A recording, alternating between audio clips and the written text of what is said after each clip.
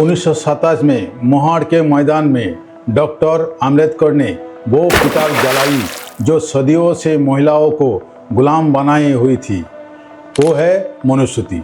लेकिन सवाल ये है, क्या आज 2026 में वो आग सिर्फ किताबों तक सीमित रह गई या फिर भी जल रही है? डॉक्टर भीमराव अंबेडकर सिर्फ संविधान निर्माता नहीं थे, वो भारत के पहले आधुनिक नारीवादी थे। उनके लिए महिलाओं की मुक्ति का मतलब सिर्फ रोटी कपड़ा नहीं था, उनके लिए ये वास्तविक का पुनरुद्धार था। आज इस वीडियो में ये जानेंगे कि कैसे अंबेडकर ने महिलाओं को कानून, शिक्षा, आत्मसम्मान की वो जंजीर जमीन दी जिस पर हम आज खड़े हैं, और क्यों उनका एजिटेट, ऑर्गेनाइज का फॉर्मूला आज भी हमारे सबसे बड़ी हथियार है। लेकिन मैं आपसे पूछना चाहता हूँ, जब अंबेडकर ने कहा था मैं एक समुदाय की प्रगति को महिलाओं द्वारा हासिल की गई प्रगति से डिग्री से मापता हूँ, तो क्या आज हमारे समुदाय, हमारा देश उस पैमाने पर खरा उतरा है? क्या आज भी हमारे बेटियां मंदिरों में देवदासी नहीं बनाई जा रही है? क्या आज भी घर घर में मनुस्मृति के विचार जिंदा नहीं है? तो आइए इस वीडियो को अंत तक देखिए। सिर्फ देखे नहीं बल्कि शिक्षित, संगठित और संघर्ष की इस विरासत को समझे। अगर आप सच में बाबा साहेब के विचारों में विश्वास करते हैं तो इस वीडियो को शेयर करें ताकि ये संदेश हर उस घर तक पहुँचे जहां महिला आज भी मुक्ति की प्रतीक्षा कर रही है। चलिए शुरू करते हैं। सदियों जब हम महिला मुक्ति की बात करते हैं तो अक्सर हमारी नज़र 1970 से 80 के दशक की नारीवादी लहरों पर आती है। लेकिन भारत में इसकी शुरुआत उनसे करीब 50 साल पहले हो चुकी थी।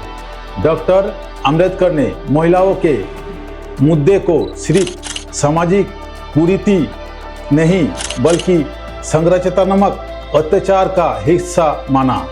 वो जानते थे कि जाति और पितृसत्ता दोनों मिलकर महिलाओं को दोहरे शोषण का शिकार बनाती है। उन्होंने स्पष्ट कहा, क्या कोई संदेह कर सकता है कि ये मनुष्य ही थे भारत में महिलाओं के पतन के लिए जिम्मेदार थे?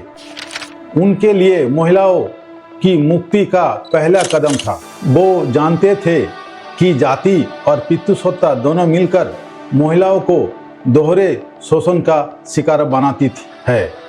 उन्होंने स्पष्ट कहा, क्या कोई संदेह कर सकता है कि ये मनुष्य ही थे जो भारत में महिलाओं को पतन के लिए जिम्मेदार थे? उनके लिए महिलाओं की मुक्ति का पहला कदम था। 1927 का मोहाड़ सत्याग्रह सिर्फ पानी पीने का अधिकार नहीं था, वो उस व्यवस्था को जलाना था जो महिलाओं को अछूत और हीन बताती थी। उन्होंने मनुस्मृति जलाकर घोषणा की कि जब तक स्त्री को शूद्र की तरह देखा जाएगा तब तक उसकी मुक्ति अधूरी है। अब आते हैं सबसे अहम हिस्से पर, हिंदू कोड बिल। ये सिर्फ एक कानून नहीं था, ये भारतीय स्त्री के लिए आज़ादी का मैग्ना कार्टा था। 1951 से 1954 तक अंबेडकर ने संसद में इस बिल को पारित कराने के लिए जान की बाजी लगा दी। इस बिल में वो प्रावधान थे जो आज हमें सामान्य लगते हैं, लेकिन उस दौर में क्रांतिकारी थे। समान अधिकार, बेटी को भी पैतृक संपत्ति में अधिकार, तलाक का अधिकार, महिलाओं को दुखी विवाहों से बाहर निकलने का कानूनी हथियार, पुनर्विवाह का अधिकार, विधवाओं और तलाकशुदा महिलाओं को दोबारा जीवन साथी चुनने का आज़ादी, जब रूढ़िवादी ताकतों जिसमें कांग्रेस के हिंदुत्ववादी और संसद के बाहर कोरोना पात्री महाराज जैसे लोग शामिल थे, उस बिल का विरोध किया तो अम्बेडकर ने ऐतिहासिक कदम उठाया। उन्होंने कहा, स्त्री का हक ना देने वाली सरकार में मैं एक क्षण भी नहीं रहूँगा, और उन्होंने कानून मंत्री पद से इस्तीफा दे दिया। ये था उनका सिद्धांत।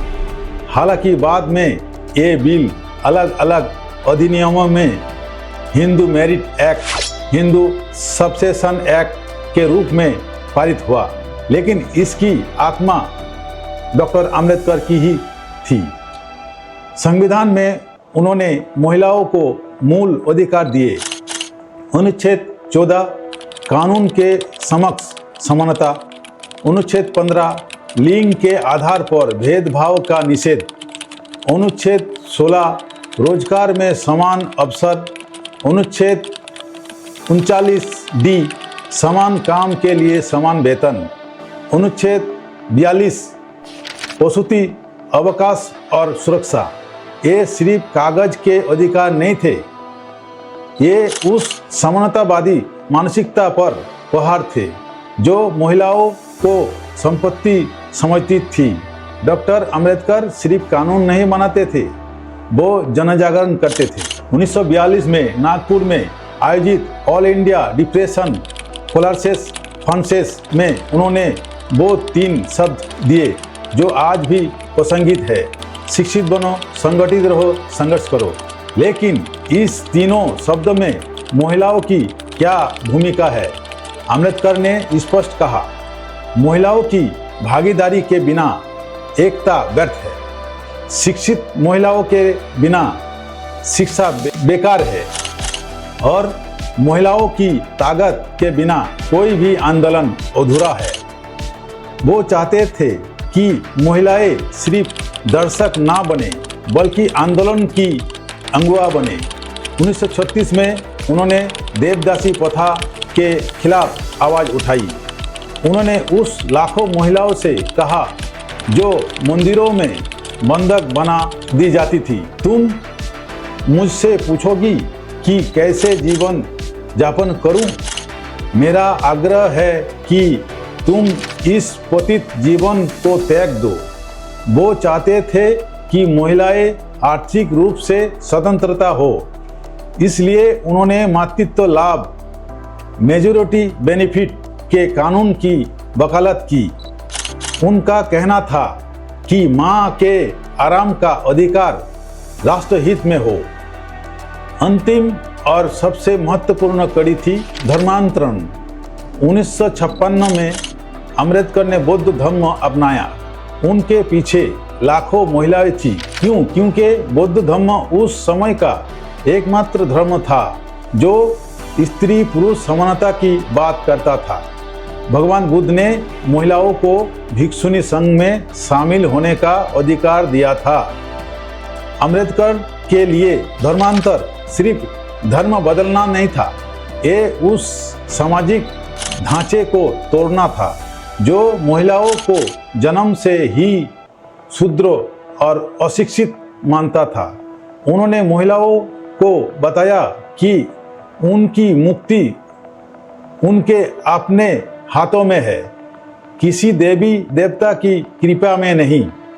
आज 2026 में जब हम महिला मुक्ति की बात करते हैं तो हमें अम्बेडकर के विचारों को फिर से पढ़ने की जरूरत है। उन्होंने हमें 3 चीजें दी है, जैसे हिंदू कोड बिल और संवैधानिक अधिकार, चेतना, एजुकेट, एजिटेट, ऑर्गेनाइज का मंत्र, आत्मसम्मान, बौद्ध धर्म और मनुस्मृति दहन के माध्यम से मानसिक गुलामी से मुक्ति। तो आज ही अपने घर की महिला को ये बताइए कि वो किसी के मोहताज नहीं है।